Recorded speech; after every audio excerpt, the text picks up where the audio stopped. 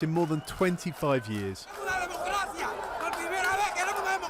They blame the government for chronic shortages of food, medicine and a lack of freedom of expression. But it quickly hit back, both police and government supporters taking on those calling for change. Human rights organisations say hundreds were thrown in jail. Now Al Jazeera's made contact with two of them. Jorge Felix Vasquez was released on Wednesday. He told us he wasn't even protesting and was arrested for taking photos of government supporters arriving in lorries. They took my cell phone, then grabbed me and carried me.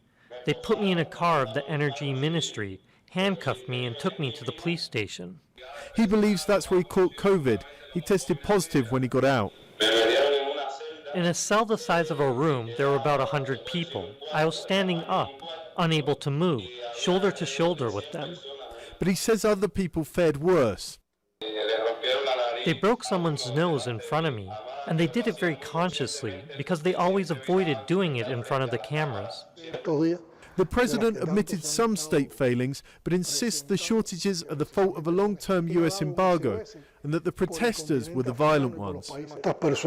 These people attended or participated in these events, armed with vandalism, shouting for death and lynchings. Junior Garcia, a playwright, says it's the government that has simply abandoned the people. When Fidel Castro started this revolution, he said it was with the poor, by the poor, and for the poor. But now the poor are in jail. This revolution died at some point in history, and what we have now is an elite group of people in power who don't want to lose it in any way. He and other protesters demanded 15 minutes of airtime on state TV to reply to the accusations against them. This is them being carted off in trucks to jail instead.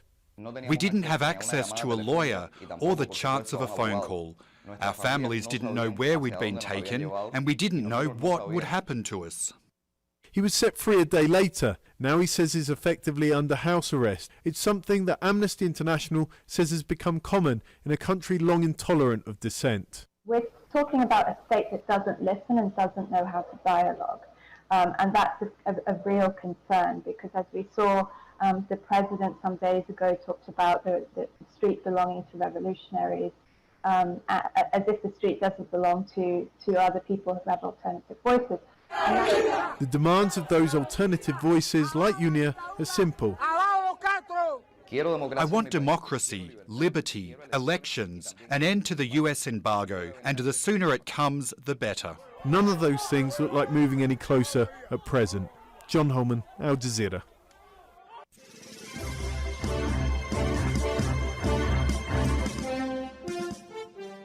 Now, South Africa's president says a week of violence and looting was planned and coordinated. Cyril Ramaphosa says forces have identified 12 ringleaders and he has deployed 25,000 soldiers onto the streets to help defuse the situation. At least 212 people have been killed as of Friday. The violence was sparked by the jailing of former President Jacob Zuma, but then widened into anger over poverty and inequality. Harry Mutasa is in Johannesburg with more. Well, the general mood right now in South Africa is that of relief. For about a week now, many businesses have been closed. Some of them weren't even affected by the violence. So for about a week, people couldn't access banks. They couldn't access certain services. Rubbish wasn't being collected.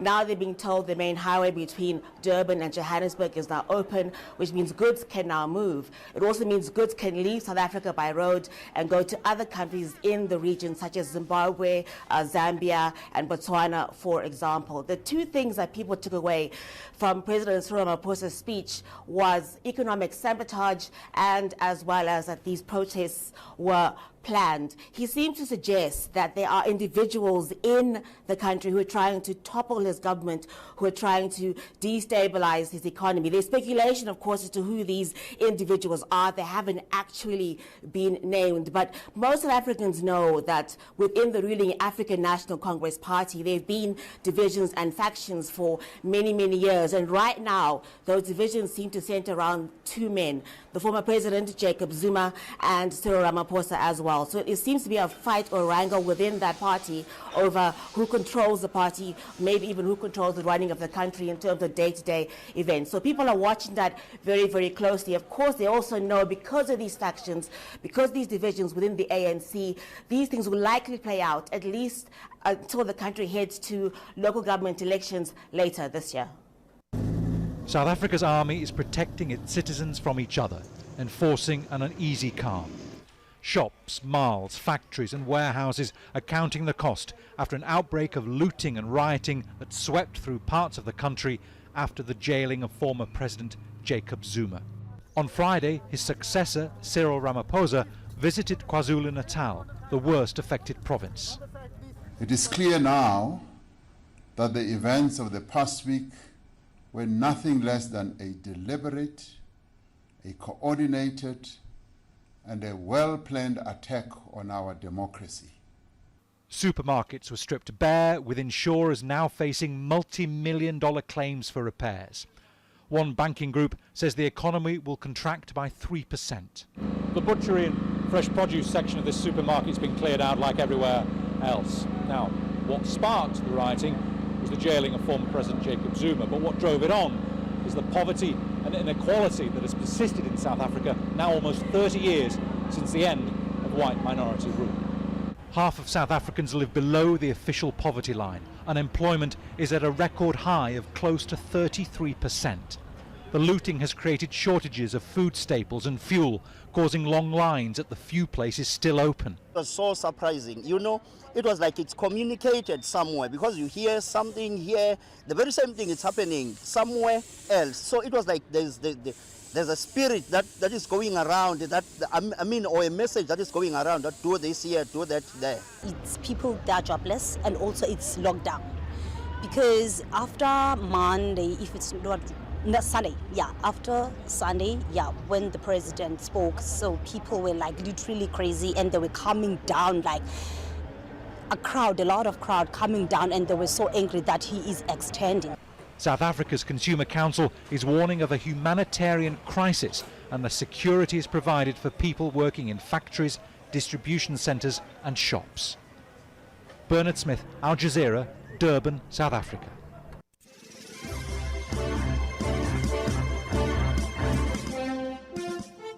You were listening to the Win FM headline news on 98.9. Our top stories were: police investigating 2 shooting incidents in Nevis. Update on St. Kitts Nevis COVID-19 and vaccination numbers. In the Bahamas, the country records 10 COVID-19 related deaths in 12 days. And Antiguan wins EC $5,000 from the government's Cash for Vax incentive program. Internationally, members of the U.S.-Cuban community have gathered in Miami to show solidarity with protesters across the Florida Straits. Amnesty International says about 200 people are still in jail as a result of last week's protest. And at least 12 people have been killed and 2,200 arrested from days of unrest in South Africa. Thank you for listening.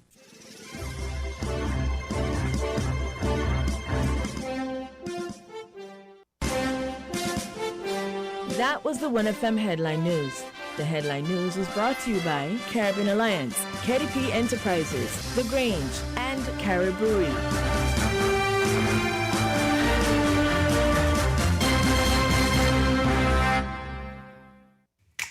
Maybe it's the way the brilliant gold liquid reflects our sunshine, or how the bright blue of its label mirrors the clear Caribbean skies overhead.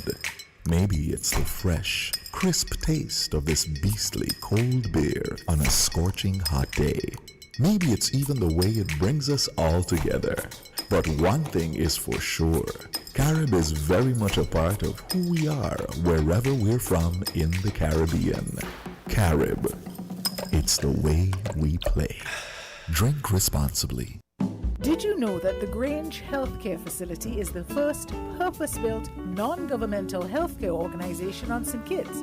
It's situated at Otley's, 7 miles east of Basseterre in beautifully landscaped surroundings. The Grange has a team of highly trained professionals and provides care that's rated as being comparable with UK and North American standards. The Grange offers varied accommodations to suit your individual needs, and our all-inclusive packages make the cost of care per hour the most competitive on the island. Services include convalescent care for all ages, daycare facilities for older adults, rehabilitation services, and training and continuing education for healthcare providers. For more information, call 466-5525 or 465-8020. Fax 466-8221 or email thegrangehealth@gmail.com or visit our website at www.grangehealthcarefacility.com. We are faced with tough decisions every day, but choosing the right home or motor insurance shouldn't be one. You need fast claim settlement from a company that's been rooted for over 31 years. And don't forget the A Excellent rating by AM Best. Make the intelligent choice. Caribbean Alliance Insurance. Reliable insurance that you can count on. Get a quote today for your home, motor, contents, and liability insurance needs, and make the intelligent choice. Caribbean Alliance. Tomorrow secured. Local agents, Dalil Walwyn & Co. Limited. Telephone 465-2631 or 469-5303 for the Nevis office. Shipping your cargo shouldn't be a hassle. It can be as easy as a single call to Amerijet International, your worldwide cargo transportation solution. We provide all the services you need to ship your goods anywhere in the world, whether your shipment is fresh, frozen, large or small, alive or hazardous. You can count on Amerijet to deliver it safe and sound. Amerijet International. By land, sea or air, we get it there. For more information, visit us online at www.amerijet.com or call us at KDP Enterprises at 466-9595. We're different. We're 98.9. 98.9. Win FM. People make the world go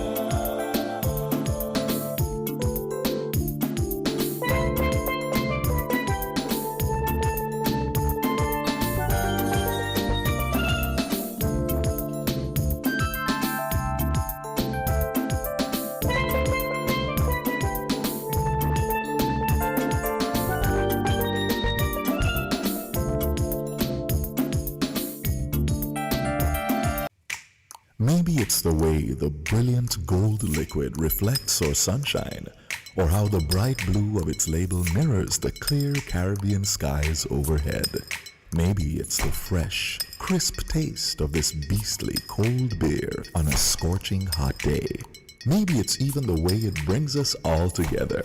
But one thing is for sure, Carib is very much a part of who we are wherever we're from in the Caribbean. Carib. It's the way we play. Drink responsibly. Know that you captured those special moments. Turn them into lasting memories at the TDC Business Center. Purchase your photo print bundle and get a chance to win a Canon MG3010 printer. Click and print. Visit TDC Business Center today. People make the world go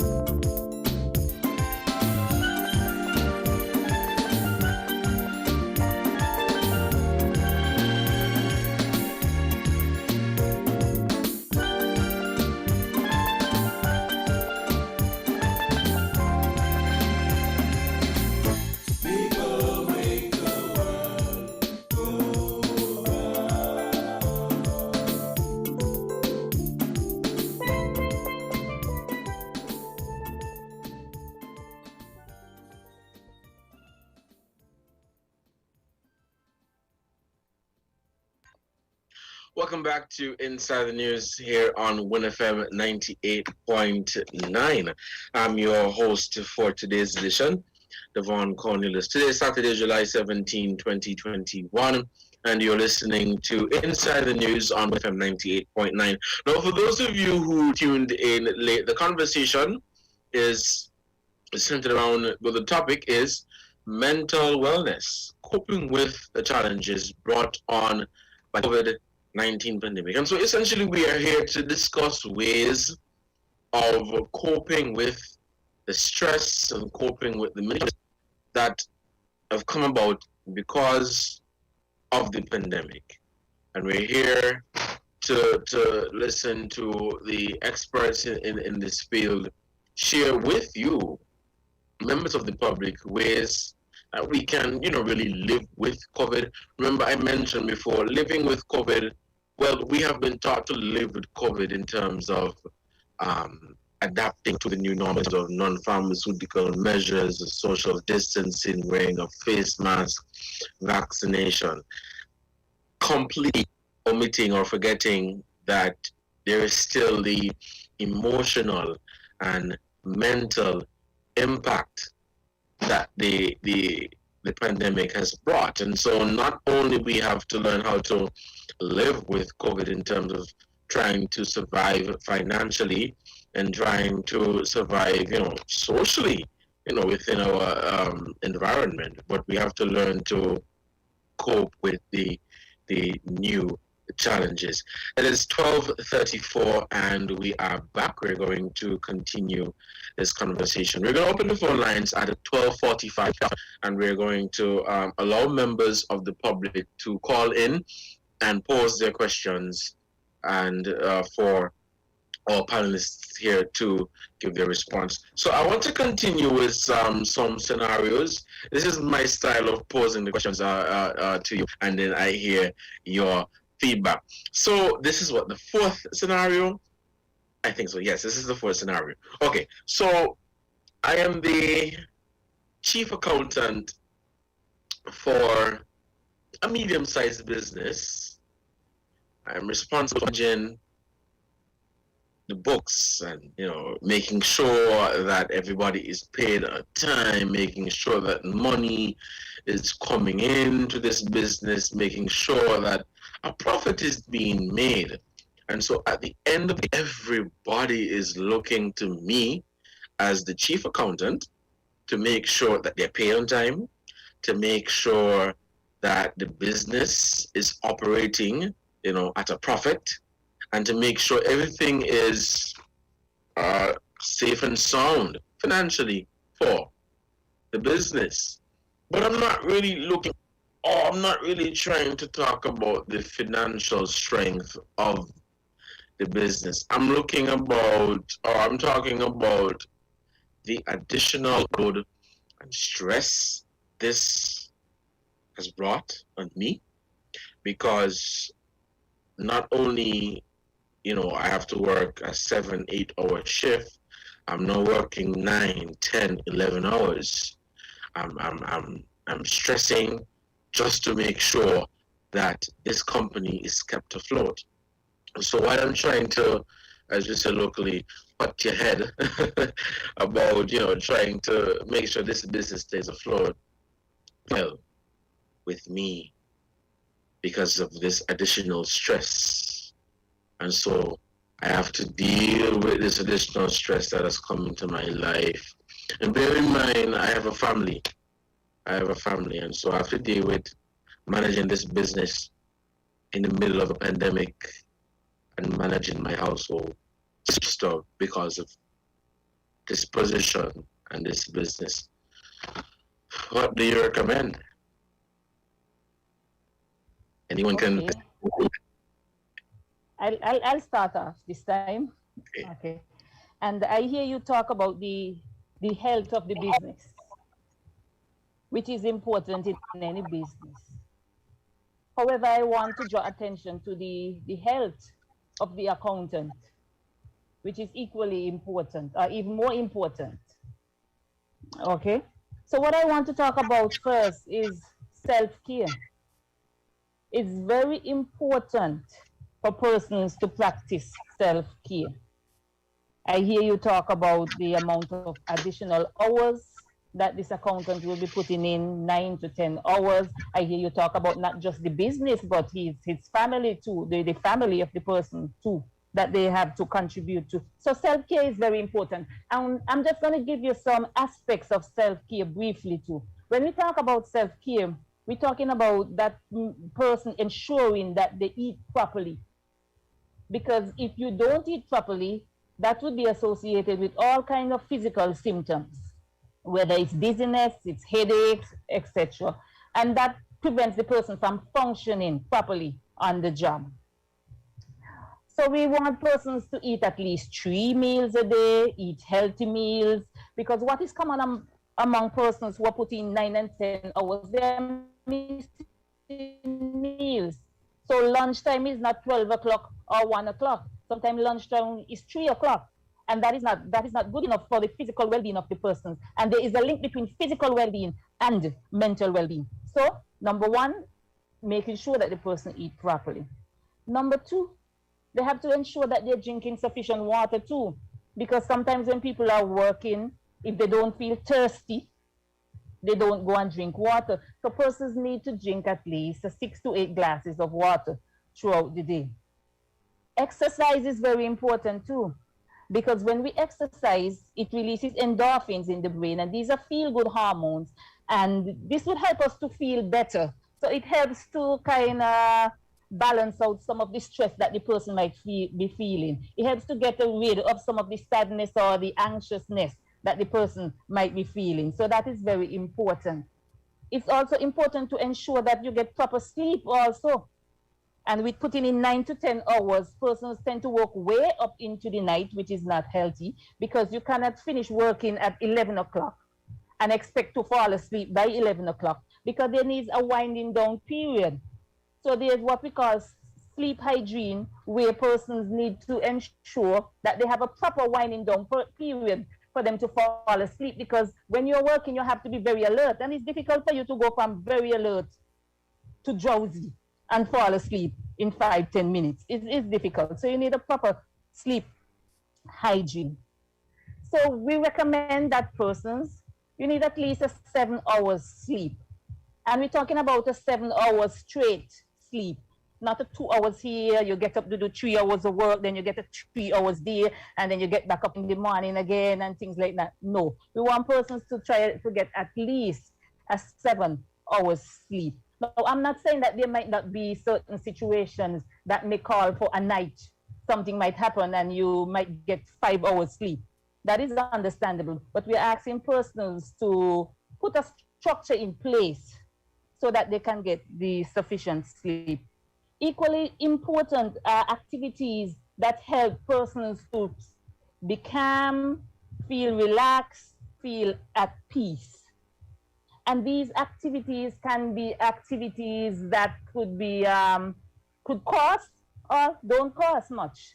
For example, interacting with your friend, ensuring that you have time to interact with your friend, where you laugh and talk. And laughing is important. It is said, even if you just pretend to laugh and you don't even get a good joke that make you laugh, just the act and the physical act of laughing is very good, because it helps to release stress and helps to make you feel better. So very important, interacting with friends.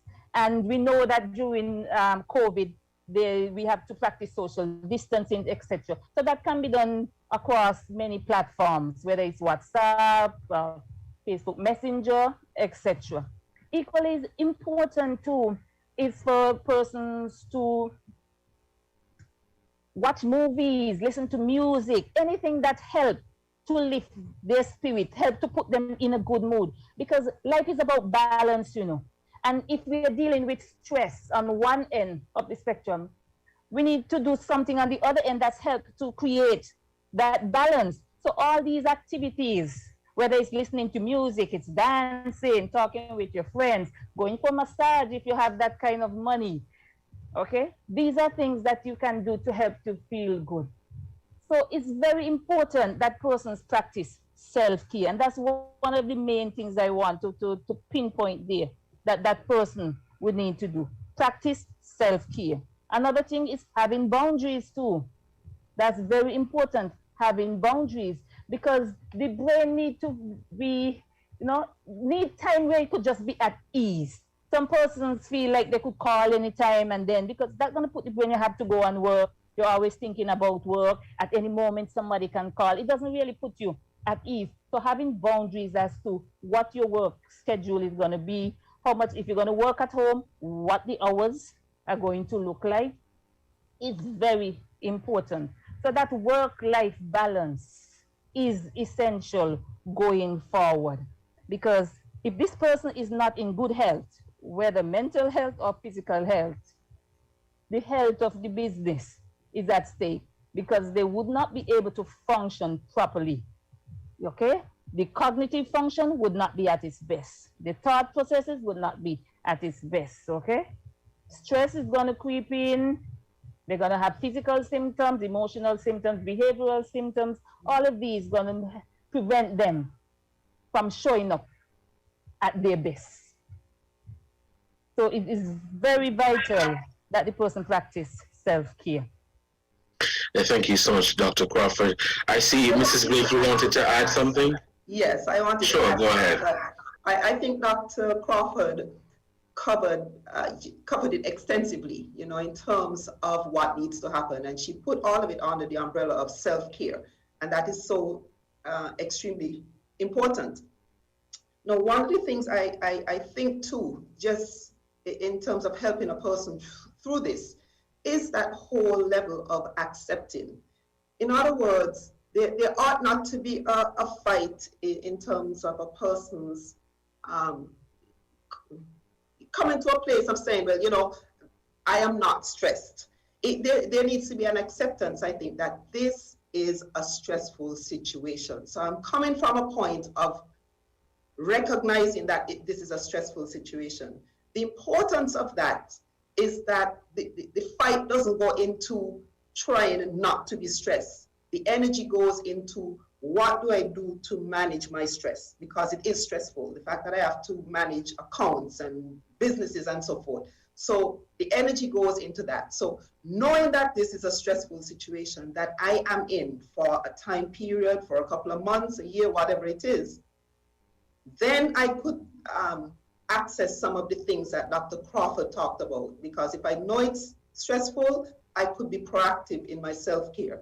And so I think that is something that I want to add. I also want to add, as a part of the awareness and being proactive, people need to be careful when they're under stress, not to use unhealthy habits to deal with the stress. And, sometimes people get into anything that is done too much to address stress could be unhealthy. So too much drink, too much alcohol, too much smoking, too much eating, too much of anything to address stress is going to be counterproductive and counterintuitive, really. So I just wanted to add that to all of the self-care things that Dr. Crawford talked about. All right, thank you so much, Mrs. Blake. And thank you so much for adding that, because I think that is something that is very much common, among especially Caribbean families and Caribbean people. Not trying to focus specifically on them, but of course, we're in the Caribbean, but where people tend to think that the way to cope with some issue that they're going through is to do something which is unhealthy and do it to an extreme level. So instead of seeking professional guidance and professional advice, professional support, they decide to take matters into them and they decide to do things their own way.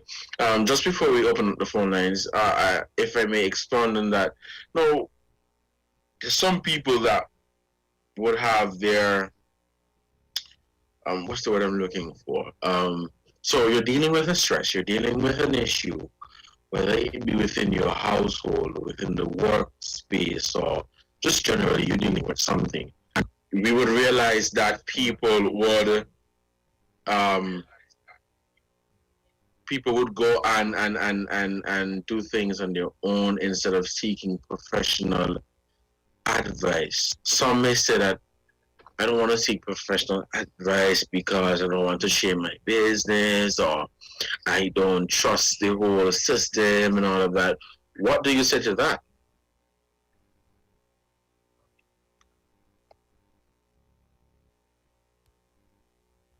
I'm going to say a few words here, and I would love the family counselors to jump in as we go along, because they have a lot of practical and just hands-on experience with people and exploring what's going on with them and just being comfortable with talking.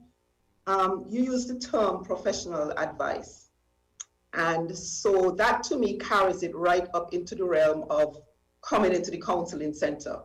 And I am going to say right now, I'm going to go back to something that Dr. Crawford said when she started. Our discussion is about mental health and psychosocial support. And I'm going to focus here on the and psychosocial support part of it, because not everybody needs to come in to the counselor or go to the psychologist or the psychiatrist for advice in dealing with this. But there are so many avenues for support that people could explore that are right there available to them.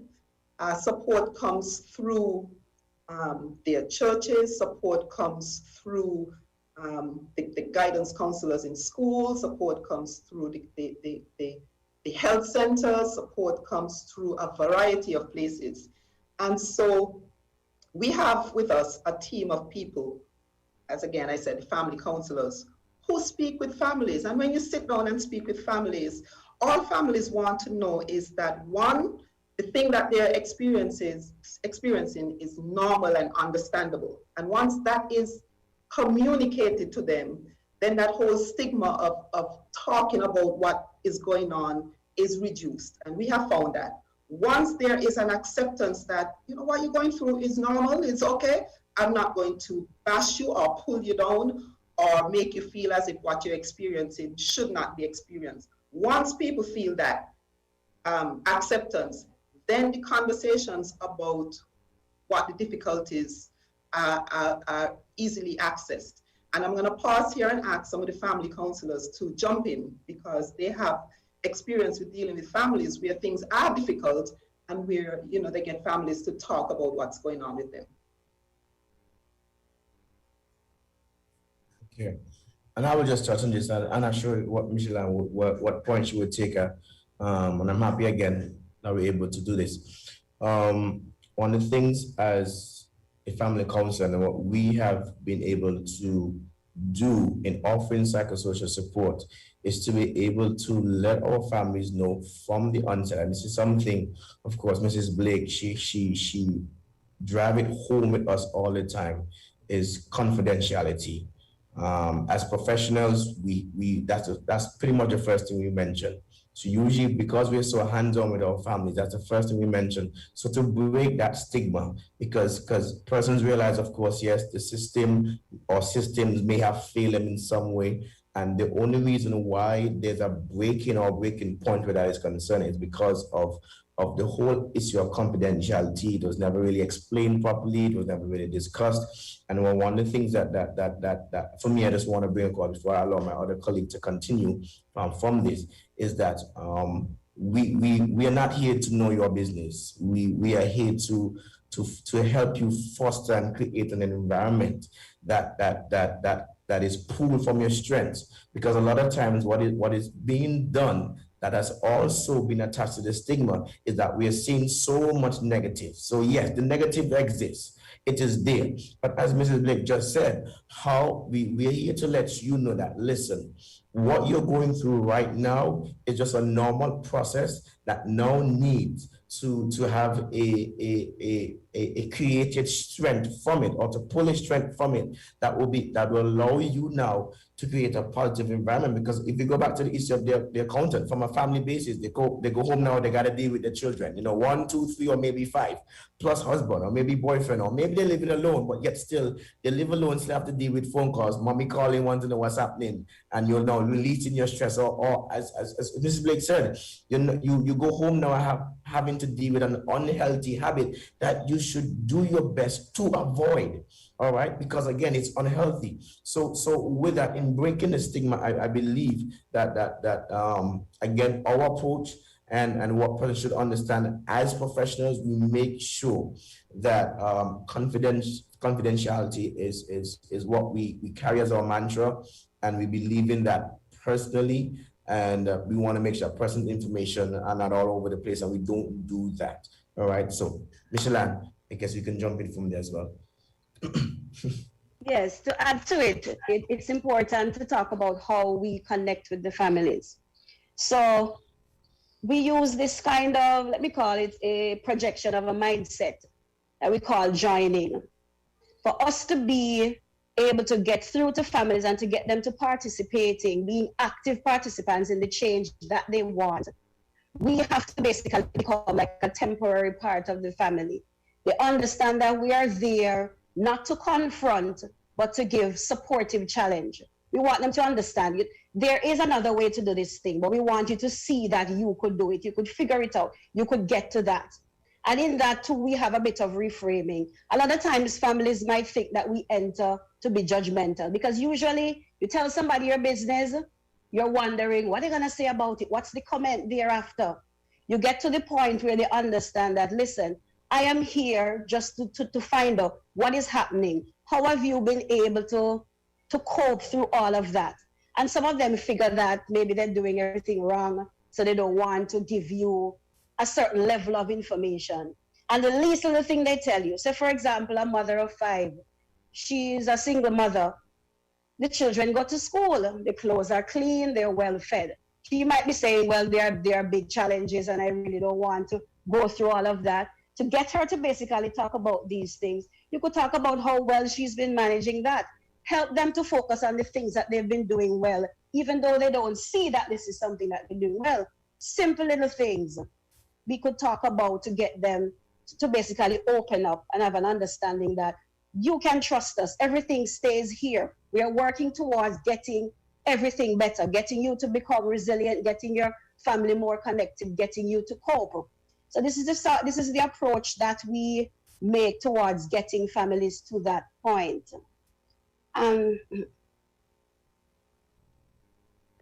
Thank you so much, Mrs. Neal. It is 12:55. We're a little bit behind time, but we're going to open the phone lines at this time to welcome callers who may be listening at this time to pose their questions and comments and to be the discussion. For those of you who tuned in late, you're listening to Inside the News on WinFM 98.9, and the discussion for today is mental wellness, coping with the challenges brought on by the COVID-19 pandemic. And we are discussing some counselors and psychologists from across St. Kitts and Nevis. We have Mrs. Michelle Ann Neal, Mrs. Michelle and Mr. Jeremy Thomas, who are family counselors at the counseling department here in St. Kitts. And we also have Dr. Sherilyn Crawford, who is a clinical psychologist.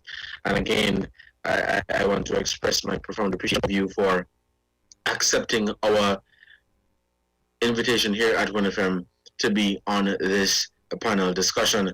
If we have no callers at this time, we'll take a short break to say thank you to the sponsors for this program, and when we come back, we're going to open up and we're going to begin. Take this short break for the sponsors, and when we come back, we'll continue.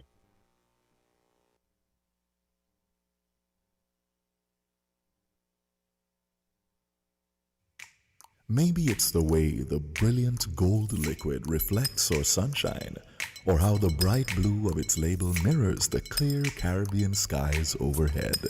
Maybe it's the fresh, crisp taste of this beastly cold beer on a scorching hot day. Maybe it's even the way it brings us all together. But one thing is for sure, Carib is very much a part of who we are wherever we're from in the Caribbean. Carib, it's the way we play. Drink responsibly. If you need protection, you need one who you can trust. To secure your investment, you need one who'll do you just. TDC Insurance, you're the one that you can trust. TDC Insurance, you're always safe with us. TDC Insurance is your go-to insurance company for all your insurance needs. We take pride in offering you the best solutions and ensuring our customers are fully satisfied. TDC Insurance, we take good care of you, guaranteeing you peace of mind. You're always safe with us. People make the world go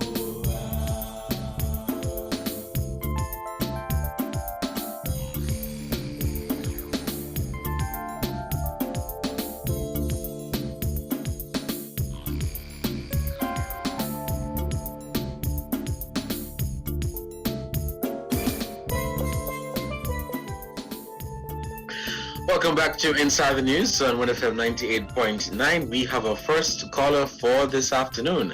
Let's take this call. Caller, good afternoon. You are live on Inside the News.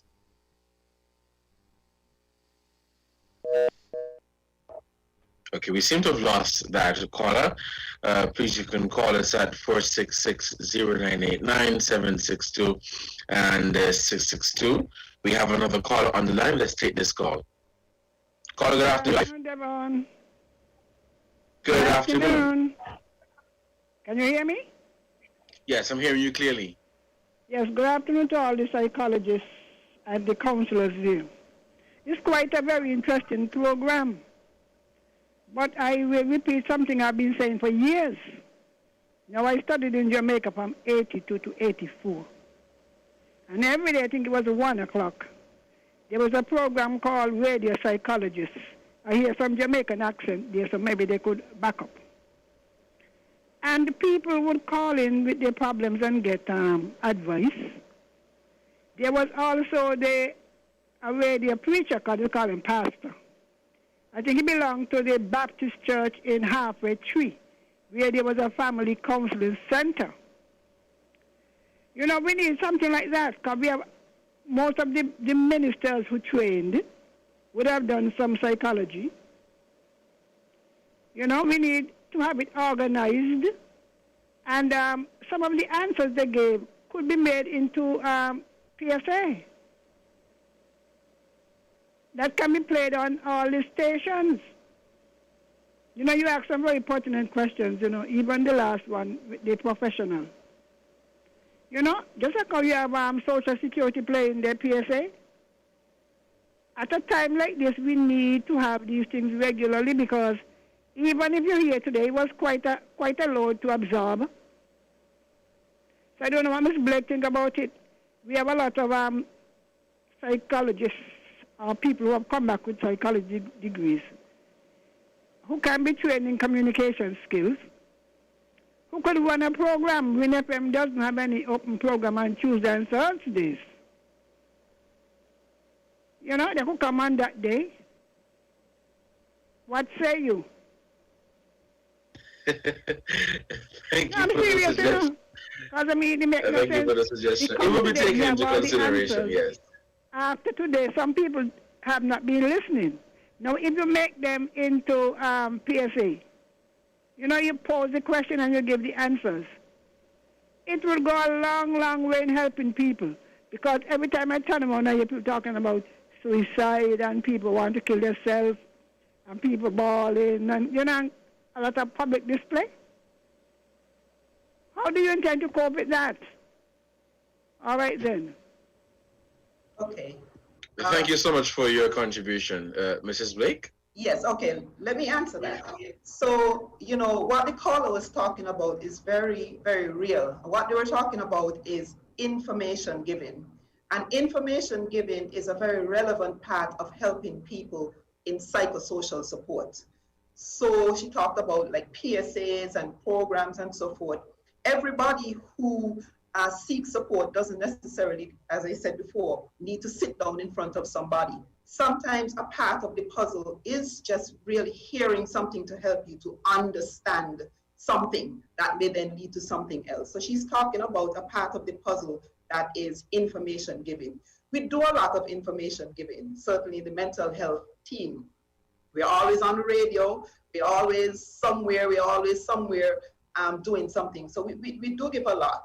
Last year when the COVID first started, when we were first dealing with the pandemic, we really did a lot of PSAs and so forth about some of the typical things that you look for at that time. So things like depression and anxiety and how it looks in children and all those kinds of things.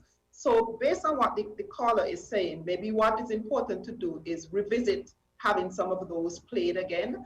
And we're always open to hearing from people about how we could continue to support their needs for information. So it certainly is an important point that she brought up, that the mental health team could sit down and look at and say, okay, how do we continue to expose people to information so that they understand what is going on? So thank you for that call and the suggestions. Thank you. Thank you. We have a caller on the line. Let us take this call. Good afternoon. You are live. Good afternoon. You know, 3 times. You could just hold it, tell me call and I take the call and then while the person talking tell me, hold on. Anyway, good afternoon. Again. Good afternoon. I am glad for this intervention from the team you have there. Good afternoon to you all. I wish I had called before Mrs. Henry, because much of what she said is what I was thinking about. But I was saying it in different. I was saying that instead of just coming on this program now and then and, you know, they'll bring a lot of good, important information. If you could have set it up that you could have set up some model questions and also have the model answers.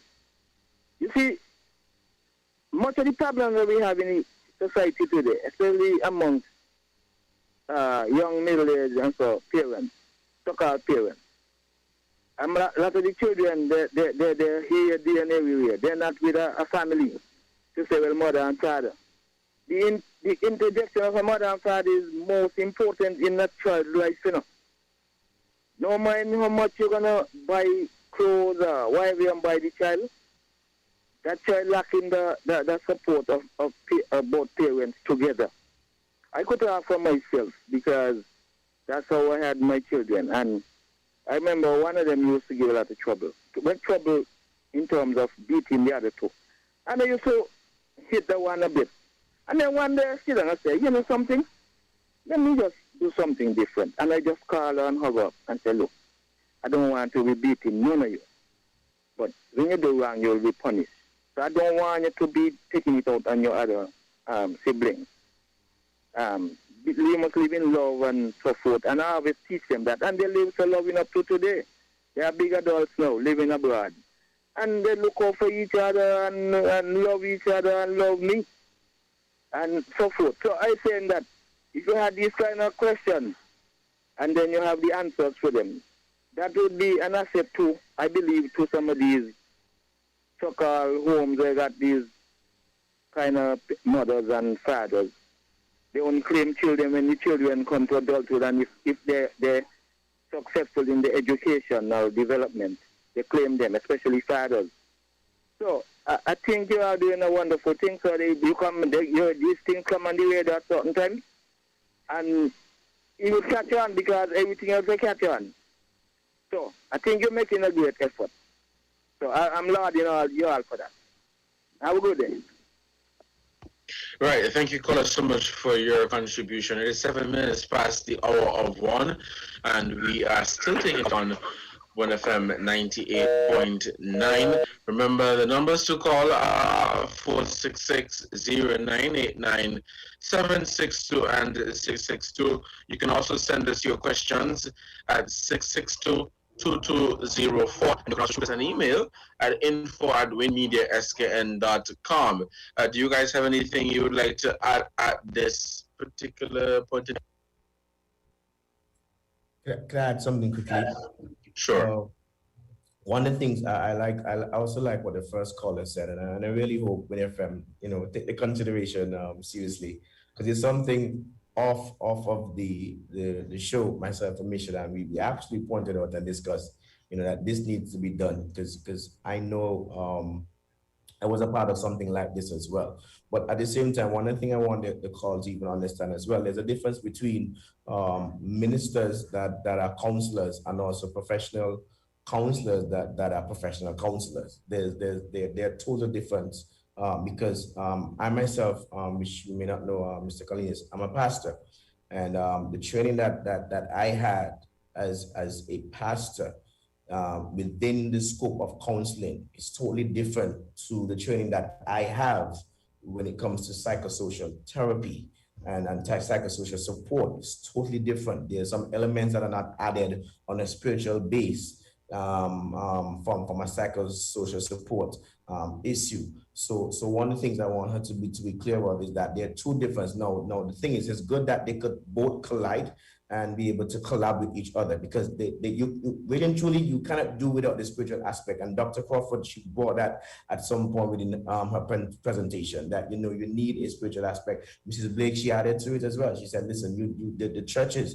the community, this is something that is needed in terms of support, because there's no need to always be in front of a pastor to have counseling or even a psychologist or a counselor to have that sort of interaction. But at the same time, one must understand that there's a difference, but that doesn't mean both can't work without each other.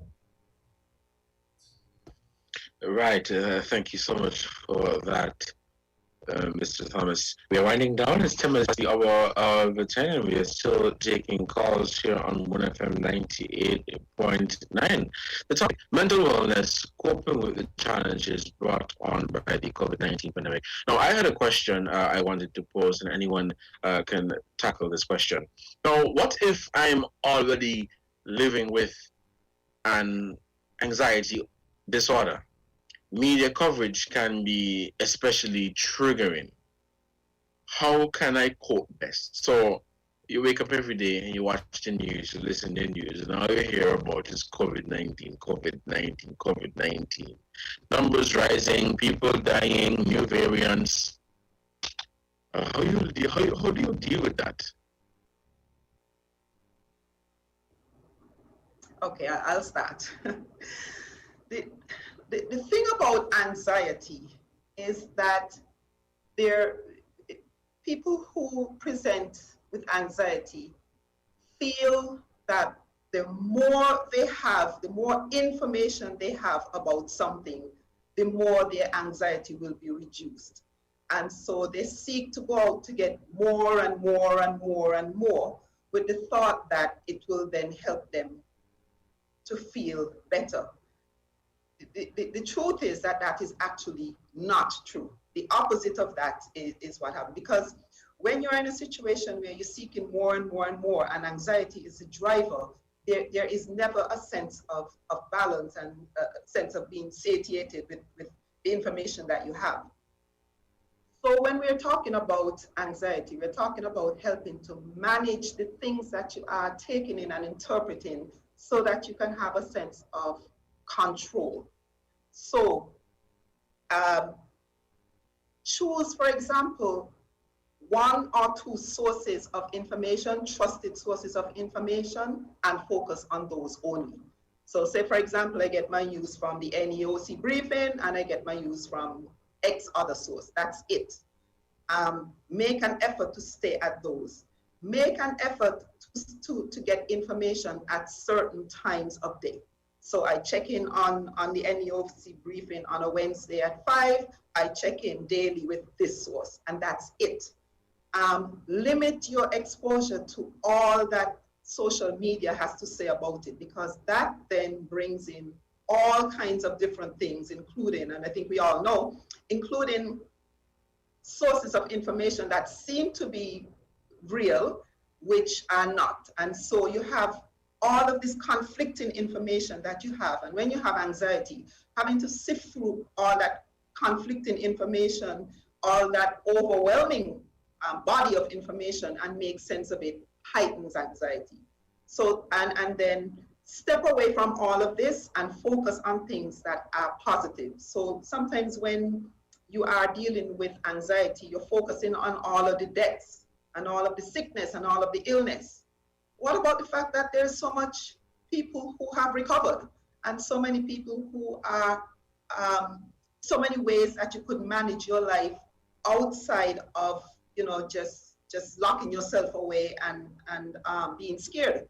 So the point is managing how much information you have access to, managing the sources of information that you have, limiting all of the social media sources of information, balancing all of the bad news with the overwhelming good news that is happening, and making sure you go to some of that thing that Dr. Crawford mentioned, self-care, taking care of yourself in all of this. Right, thank you so much, Mrs. Blake. I had another question. So, how do I talk to my children about the coronavirus without making them anxious? Anyone can do this one? Listen, okay. It's very important to speak to your children, because sometimes people are not aware, parents and adults, they're not aware that no matter how small the child is, they're able to pick up on what is happening in their environments. And we know that when something such as a pandemic, a crisis, whatever the situation is in the family, we talk about it. And sometimes we might try to be creative in codes, etc. But the children are very smart and they tend to pick up that something is going on. So it's very important that you speak to the child. Now, when you're speaking to children, you have to think about the age of the child.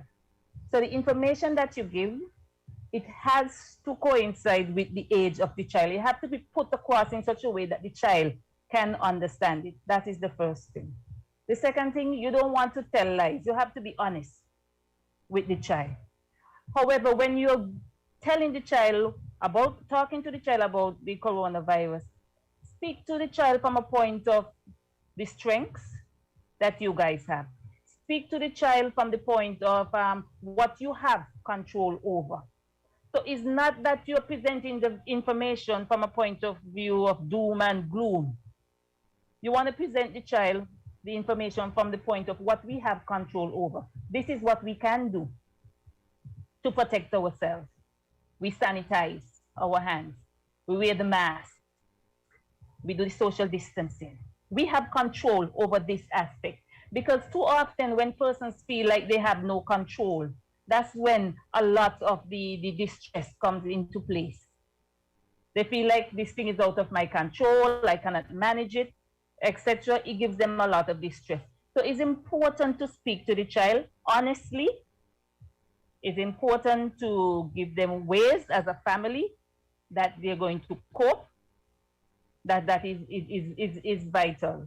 It's very vital. There's something else I was thinking, but it slipped my mind. I'm going to put the family counselors on the spot, because Sure. their work is dealing with families and encouraging families in how to deal with making sure that everybody in the family is part of a discussion. So I know they have some very real experiences, and I would like for them to chime in.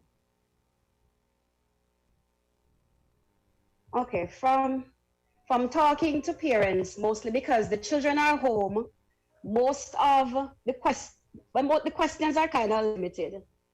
They have that freedom, so they're going online to look for all of these things, and then that's where the trouble comes. So the same thing that Mrs. Blake was talking about in terms of limiting the sources that you try to tap into online. And that's something that is referred to what we call media audit.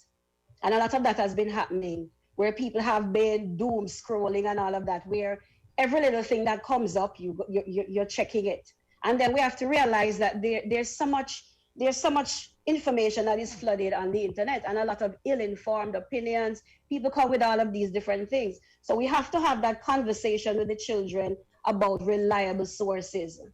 They would have known by now the ones established within their country. This is what we're going with. Whatever somebody else says, no. And you realize even recently on social media, the Prime Minister was talking about the idea of the fake news. We have to be careful of it because people have different agendas with this kind of thing. Some people probably just want to give information. They don't realize that it's creating panic at some other level.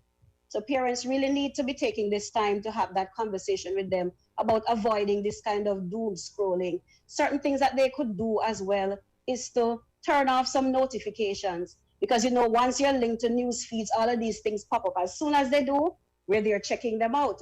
But we have to realize and understand we have the sources that give us reliable information. So we have to talk to them about sticking to that. Because when all of these questions come up and they see all of these things, there comes a bit of confusion. And even before they ask the question, they're already stressing because they saw this. So you got to really talk to them about that, how to basically audit this kind of information and stick to reliable sources. Thank you, Mrs. Neal. Mr. Thomas, you had something you wanted to add to that? Oh, just quickly. I think my thing is too as well. Just to add from Michelin. One of the things that we do as family counselors is be able to allow that family to either create a ritual or go back to something that they had before that made them happy or something that they know that is fun. And I think too, within all that's happening with the pandemic, I remember a video that went viral quickly with a little girl in St. Kitts, and she was just telling persons, listen, wear your mask, wash your hands, put on your sanitizer. And of course, it's a pastoral colleague of mine, that's his niece. And I remember when he reposted, he said, you know what, this was out of the blue. The mother said it was out of the blue. She just decided that they were doing something. And she was just with the information that she heard. And this is something that she's hearing from school. So at the end of the day, the schools are doing it in order to get the children to a point where the information is there. You know, and as Dr. Crawford said, be honest. You gotta be honest. Don't tell the children any lies. This is what it is. And just be honest with the situation. And I think being able to create a ritual where you can do something and share it with your children and let them know, listen, we're doing this for it to be fun, but also it's also a caution or something that we should do that is a protective measure where, of course, we may do this at home, but does it mean you are exempted from not washing your hands? You know, the 30 seconds, don't waste the water, but for 30 seconds, sanitize your hands every time you go on the table, you sit to eat, make sure your hands is clean. So these are some practices that I believe that are hands-on that you could be able to share with your child so that they know when they leave the house, this is what they should do. All right, thank you so much for that, Mr. Thomas. Dr. Crawford? Yes. What I wanted to add is that it's very important for parents to be mindful that their children are watching their response. Okay? They are watching the parents' response. And too often, we might tend to think that children, they only learn by what we tell them. They also learn by how they see us behave. So if parents, we are panicking and we're getting alarmed, then this is what the child is going to learn. So it's vital that we pay attention to some of the things that Ms. Blake spoke about in terms of manage the media, how often you're going to listen to the notices, the information, etc. We want to portray healthy coping skills in front of the child. So the child could mimic that because that's what they're going to do. They're going to imitate however we respond. That's what they're going to do. So it's vital for parents to take note of that too. Yeah, thank you so much, Dr. Crawford. I'm happy when you began, you spoke about, children, no matter the age, they really pick up what older people do, adults. I have a niece, she's 2 years old. And it was about 3 days ago, we were at home and my mother was coughing. And she shouted, coronavirus, coronavirus. And we laugh for a moment because I'm like, what? She's 2, but she know about coronavirus. And every time somebody cough or sneeze, she's like, coronavirus, coronavirus. So she has a general knowledge that yes, we are in a pandemic and there's something wrong with you coughing. No, you know. So we've never told her about COVID-19 before. We've never, because you sit down with a 2-year-old to tell her about the virus. So that is a clear indication that she's learning, and she's learning a lot, you know. So we have to be careful of how we do certain things, because as you rightfully said, we would think that children are learning by just telling them, but they're actually learning by the things that we do, you know. We are close to the end of 1:23, so we're going to begin wrapping up this conversation. I think we have had a very informative conversation here today. I have thoroughly enjoyed it. And again, I want to express my appreciation on behalf of the entire team here at WinFM for accepting the invitation. And we're hoping that we can have, future discussions such as these. And definitely, we will take into serious consideration the recommendations that were put forward by the 2 callers in terms of, having PSAs and ads, with related topics such as these.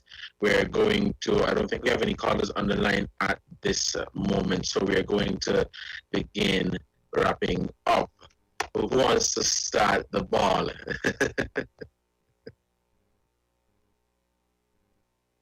I guess I'll that's fine. Okay, now Michelin. Okay, Mr. Thomas, go ahead.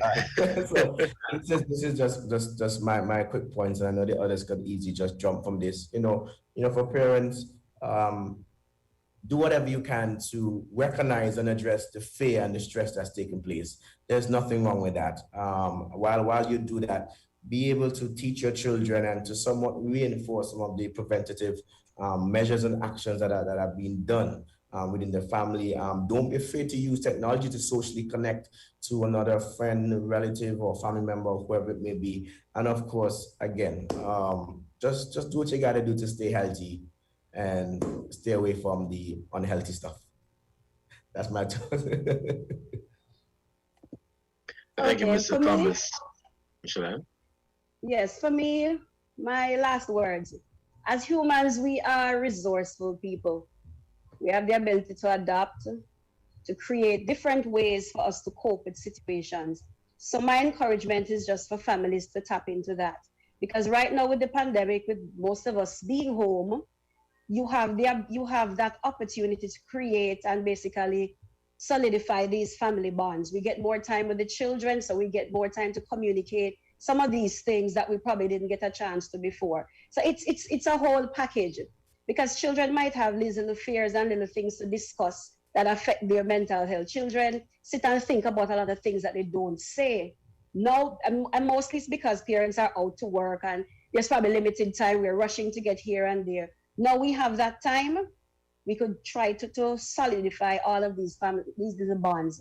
Talk to them, have conversations, build all of that so that whatever happens, they understand that you're telling them all of this because of that protective capacity that the family should provide. And from there, resilience maintained. Okay. Thank you so much, Dr. Crawford.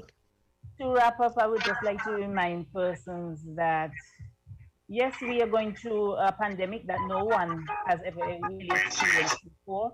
So it's normal to feel some level of stress. It's normal to feel some concerns, to have concerns, to worry, etc. It's normal to feel this way. What I would like persons to remember is important to be self-aware of what is it they are feeling and to know when they can seek help. It's important for persons to practice self-care and to practice healthy activities that would add to their mental well-being and not take away from it. I'm really happy to be here to discuss about mental health. I'm really passionate about mental health. So whenever I'm asked, I really jump at the opportunity. So Mr. Cornelius, I want to thank you for inviting me, and I look forward to more future invitations to discuss mental well-being. Thank you. And thank you so much, Dr. Crawford. Mrs. Blake? Okay, so I get the honor of closing out. Just in terms of last words, I want to encourage us all to operate from where we are, not how things should have been, but from how things are. And we recognize that where we are in a situation that is unusual. We are in a situation that is going to demand us to be creative, to think out the box, to reframe, to connect with resources differently.